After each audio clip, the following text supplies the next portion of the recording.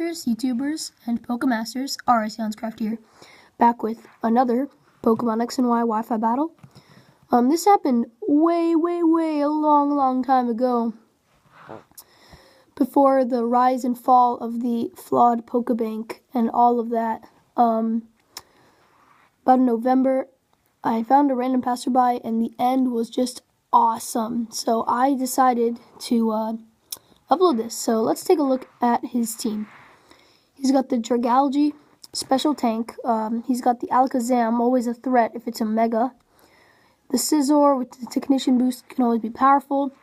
Paraflinching Togekiss, if it's that, oh my goodness, I don't know what to say. Just makes the game not fun, you know. The Electivire, which is a pretty cool change of pace, and a Zoroark.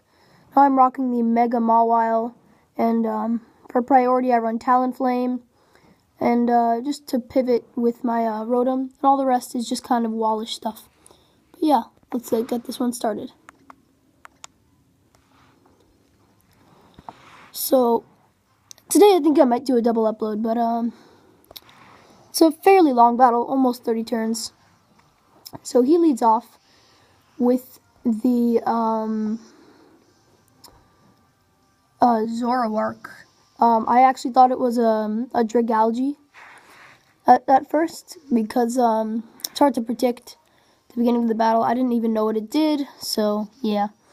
So here he goes into Carnage, and as I go for the Will-O-Wisp straight, I just wanted to get something burned, as nothing on his team really wanted to take it, and residual damage is always good.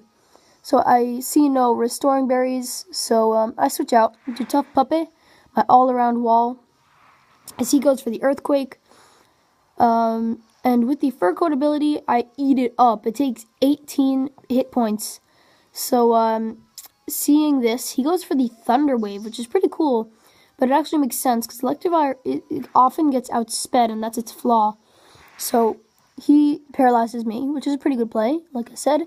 As I go for the Charm, this is before I had Cotton Guard, which I replaced for Sucker Punch. So at this point, I still had Sucker Punch, and I had no Cotton Guard, so I just went for the Charm. Here he goes into his, I believe, his real Lycathia.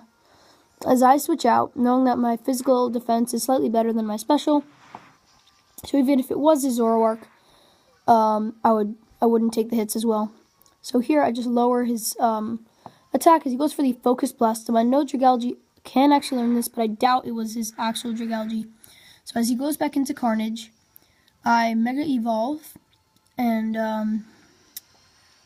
I think I went for a Play Rough so long ago, yeah, but he avoided the attack. I guess kind of payback for one turn ago when he missed the Focus Blast. But I just take him out with the Sucker Punch. Crit did not matter.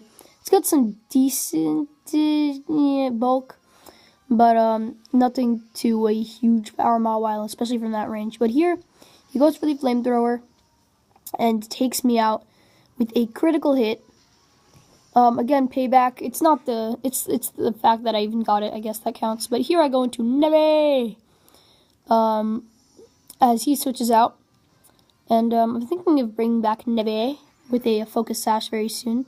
But I predict the switch and go for the substitute. And he, now seeing this, he withdraws. I'm guessing because he wanted to Thunder Wave me. That was his plan. And maybe he was rocking the Assault Vest. It's definitely possible. But here, he predicts the Sludge Bomb, as it was super effective. And now takes out my sub with a Bullet Punch. So now, I just go for the Shadow Ball, trying to deal some damage. And knowing that I can live at least one Bullet Punch and then take him out. As his special defense gets lowered, not really going to matter, as the second Shadow Ball is going to take him out, as I barely live this Bullet Punch. Scizor is way too powerful. I mean, I don't think it should be banned or anything, but even Mega Evolving, it's like putting like a Life Orb on it, sort of, but like with its physical moves, because it gets so much more attack. But either way, switches into the Zoroark, I'm guessing, and as he goes for the Dark Pulse, taking me out. I don't really have a problem with that. As I go into the Rotom, and he's fearing the especially defensive, as he goes into the real Lycathia. as I go for the Will-O-Wisp to get some damage, because damage is damage, ladies and gentlemen. So yeah, stick around for the end of this video for the question of the day. And please leave a comment. I'm so thankful for the subscribers. I've almost hit 20 subscribers, and it's really exciting because the community is so big. It's cool to see how much someone can expand. As I go for the Volt Switch, expecting a Toxic because these things are especially defensive, as he restores almost all of that back with the Black Sludge, as I immune to that Toxic with Excalibur. Now he sees that he really can't do anything as Steel resists both of his stabs. As he goes into Surprise, the Zoroark. Now it didn't become a different Pokemon because it was the last Pokemon in his party on its own. An illusion only turns you into the Pokemon that you are already. So here, I go for the King Shield, just wanting to scout in case he actually had the Flamethrower. And here, as I take a Dark Pulse, which I know I can take, and retaliate back with the Sacred Sword, and restore some of my HP back with lefties. Now, he brings in the Paimé, which is the Mega Alakazam, which is indeed going to proceed to Mega Evolve. And, yeah, it gets its spoons, and, it's going to be eating up all the soup in the world.